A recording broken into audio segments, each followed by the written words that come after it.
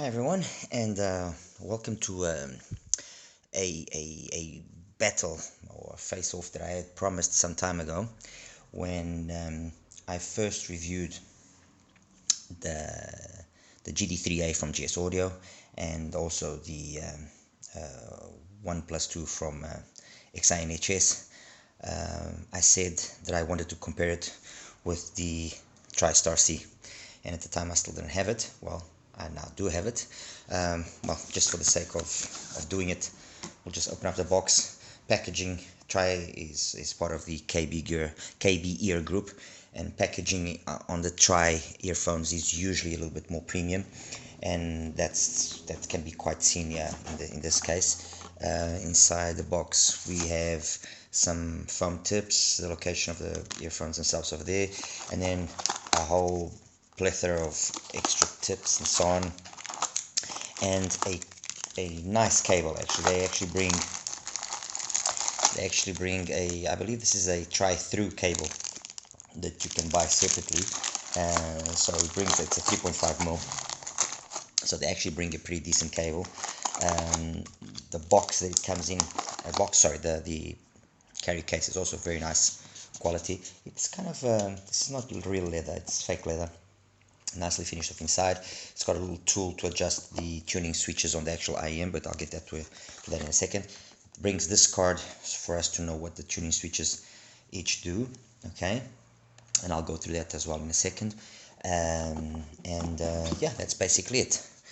As for the IEM, and as I was saying, it's a hybrid. It's a 1+2. It uses tried and proven formula. 8mm dynamic driver, and then 29689, I believe, and 33518 or a 30095. I'm actually not too sure, but anyway, it's not fancy BAs or anything of the sort. The cable, I've swapped it out for an XINHS 2.5mm balanced cable, and I mean, much has been said about the Tri Starsea, so I'm not gonna elaborate too much into it. Just basically give a summary, which it's an IEM known for its detail capability. Its detail capability is second to none. It is really something else. It's an IEM known for its very smooth treble, sibilance free. Sorry. The mids are amazing. So if you like a neutralish bright kind of signature, although as well not too bright, I'll actually give me 1 second. I actually have here the graph, if I'm not mistaken. Yes, I do. Here we go. Okay, so let's hope we can see it. The Tri Starsea will be the red line, so you can see it's relatively flat. You know, the bass and the mid bass, and the transition into the mid is pretty decent. And then there's this dip here in this 4 to 8K. Well, 8K is the resonant peak, but there's this dip here at 4K, which honestly doesn't match up with what the factory says. And I tried to find other graphs, but didn't really find anything that graphed like this. I graphed it multiple times, and it always came like this. I graphed it with various tips as well, and it always with very small variances came out like that. The other graph that's over there, the other line, the orange line, is actually for the Thieaudio Legacy L3, which is the other IM which I've actually put into this equation. And you can see a graph very similar. The difference is that it has more sub bass. It's fuller. It's quite substantial difference, and you can hear it as well. Anyway, the Starsea is not known for its bass quantity. Its quality is sufficient, but its quantity is perhaps not it won't satisfy bass heads, let's put it that way. If you want correctness, perfect. If you want a little bit more extra oomph, not really. And you can see how the Legacy graphs next to it. But the funny thing is, the Legacy actually sounds duller. It actually sounds more closed in than the Starsea. The Starsea has more air to it. I can't really explain it. It just sounds more alive. So yeah, there we go. As for I used my hip deck to compare them. As for fit and so on and so forth, it fit perfect. I actually used some of the standard tips because they worked perfectly on my ears. They have those tuning switches, as I was mentioning, 1 and 2. And basically the tuning switches, what they do is they slightly alter the signature of the sound. Let me just get here something so I can actually explain what it is that they do. Sorry, my apologies. Where is this? Oh, don't tell me I didn't get it. Anyway, depending on how you have the switches, and I'll just get the card, it's easier. It alters slightly the frequency response of the Starsea, and so basically over here, if you have both switches down, that's the standard tuning, the most neutral. If you have both up, that will give us balanced tuning across the board, with both areas being boosted. If you then have one on the up position and 2 on the down, it will boost slightly the bass, but it's nothing really tremendous. It's very little, while maintaining the treble as it is. And then the other way around, 1 down and 2 up, it will boost the mids and treble slightly. But please note that these are all minor adjustments. If you have obviously good ears, you will notice them, especially the last one. It can be a little bit too much sometimes, but anyway, that's what it is. Those tuning switches are there, and they actually do something. I left them in the first switch in the on position, the second switch in the off position, to try and give it a little bit more bass, just to match up better with the rest. As I was saying, the other IEMs here are the Legacy L3, again 1+2 hybrid, also with tuning switches. I've also left it in the same position in terms of 1 up, 2 down, which is to give a little bit of a bass boost. Then we have our XINHS 1+2, which I can say will briefly, I'm expecting maybe beginning of October, will start being commercialized by XINHS. Again, the same switches in the back there, as you can see, and I've done the same thing. I've left it as well in 1 position up, and actually, funny enough, when I graphed them all, well, these 3, when I graphed them to see how the switches would affect, the one that the switches affect the most, the actual signature, is the XINHS. And then the Thieaudio, and this is the only one that doesn't have any switches, no nothing, just that's it. It is what it is. You get it how it is, and that's it. Okay. Kind of a small recap. The GD3A is for me alongside now the GD5, which is the newest one, and it's a little bigger brother, let's put it that way. The best IEMs that GS Audio has, and I've tried 9 of them so far. This thing in particular is absolutely spectacular.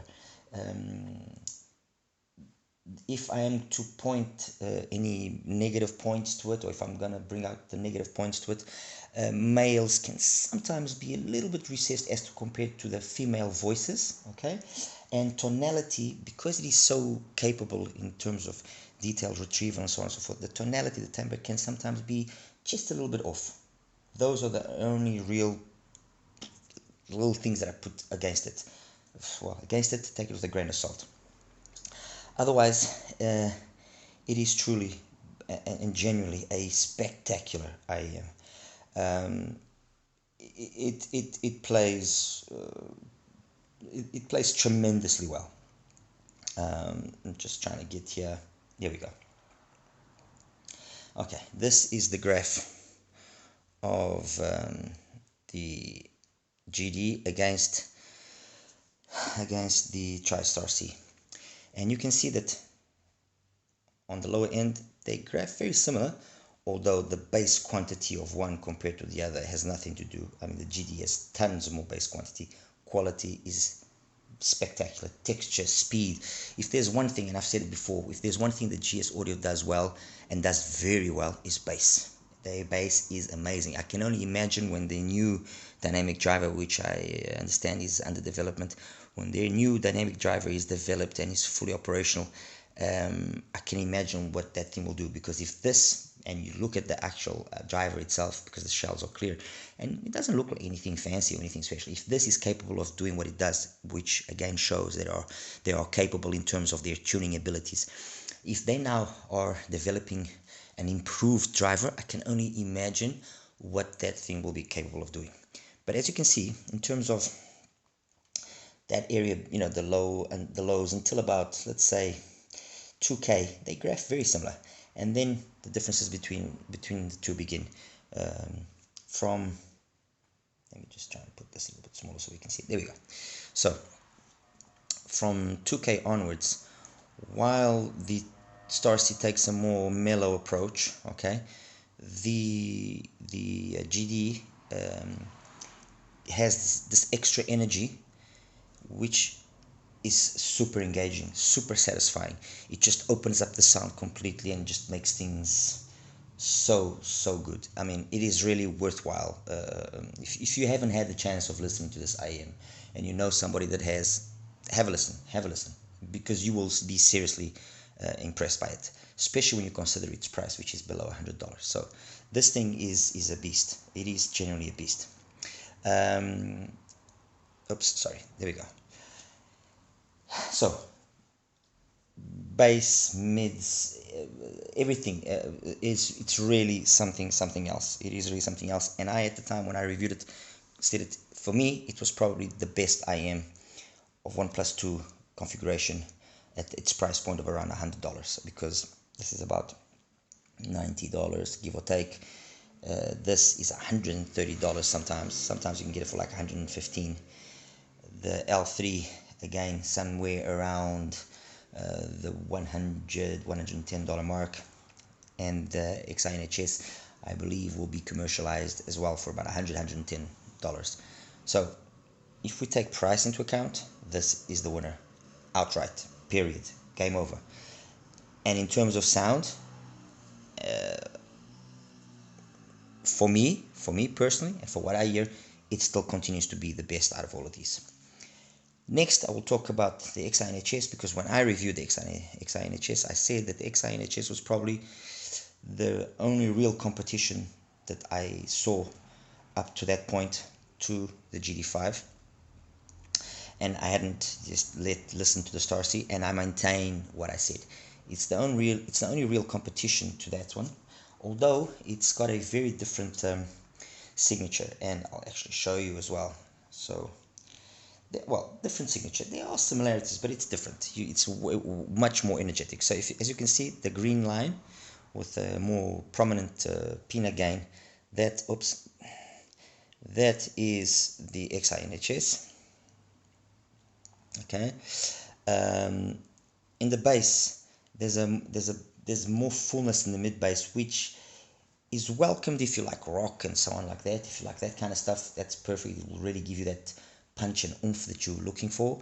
But it can make male voices slightly too much, slightly way too full, you know, and ultimately tonality can pay the price if you are looking for something that is correct tonality wise. Mids are super energetic, as you can see, compared to the GD5 mids, upper mids. I mean, loads of energy there. And yes, that energy is sometimes translated into a little slight sibilance here and there on some songs. Diana Krall, for example, is one of the examples.